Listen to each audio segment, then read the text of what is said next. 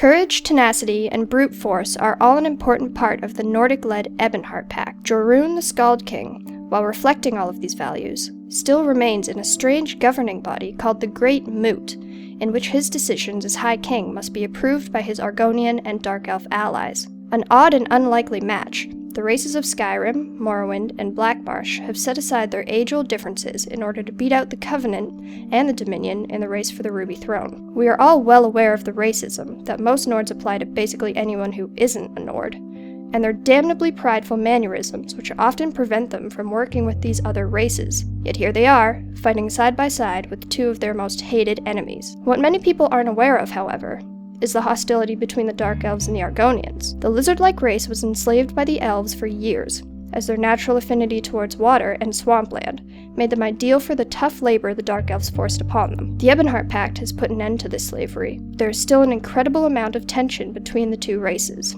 The Argonians themselves hail from the province of Blackmarsh, a wasteland of toxin and disease for foreigners. Masters of guerrilla warfare, the Argonians are a race of highly trained warriors and magic users, with many unique skills accessible to only their kind. Their water-breathing abilities and resistance to disease make them ideal soldiers for the Ebonheart Pact army. The Dark Elves are a proud, though ill-fated people. They hold animosity towards both races they are allied with, as discrimination and unfair treatment have made paths to and from the ash-laden province of Morrowind. Competent magic users, like their elven counterparts, the Dark Elves are naturally born sorcerers, though their agile bodies make for excellent swordsmen as well. Their past is riddled with death and destruction, from the first eruption of Red Mountain to many great losses at war, and thus the Dark Elf people have hardened to tragedy. The Nords are no stranger to tragedy either, as their people suffered massacres at the hands of Elves years ago. This insult has long since stayed in the minds of modern Nords, and their hatred for all of elvenkind is very much still a part of their culture, even when bound by the Ebonheart Pact. Nords are known for their expertise in both battle and seafare. A strong and intimidating people,